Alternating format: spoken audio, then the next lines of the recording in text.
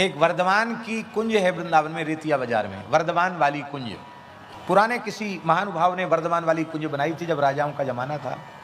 अभी भी वे ठाकुर जी हैं, अभी भी वृक्ष है। तो उस जिस व्यक्ति के पूर्वजों ने वो कुंज बनवाई थी, उनके परिवार के लोगों का मन हुआ कि इसका जीर्णोद्धार करें और नया बना दें इसको ठीक ढंग से।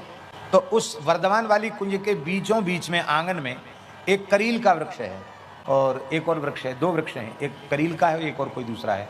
तो सबसे पहले वृक्ष ही हटाने थे, तो वहाँ का फर्श उखाड़ करके पत्थर का, और जैसे ही वृक्ष को उखाड़ने के लिए खुदाई बगल से शुरू किया, जड़ में जैसे ही फावड़ा लगा, रक्त की धार बहने लगी।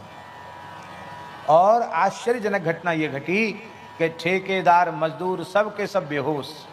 रात्रि को स्वप्न में जिस व्यक्ति का मालिकाना हक था उस कुंज का, उस सेठ को, उस व्यक्ति को एक वृद्ध ब्राह्मण और एक ब्राह्मणी दिखाई पड़े।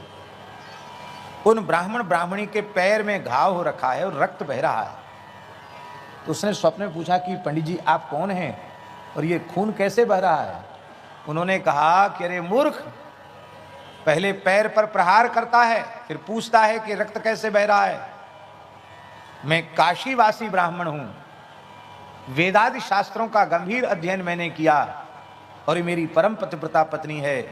वृंदावन की महिमा जानकर वृंदावन में वृक्ष रूप से जन्म लेने की हमने भगवान से प्रार्थना की और मेरा जन्म इस वृंदावन में इस वृक्ष के रूप में हुआ है।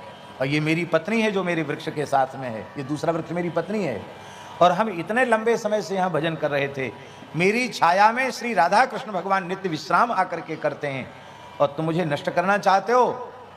देखो कान खोलकर सुन लो, यदि तुमने मुझे नष्ट किया तो तुम कुल खानदान सहित नष्ट हो जाओगे, तुम्हें ब्रह्म हत्या का पाप लगेगा।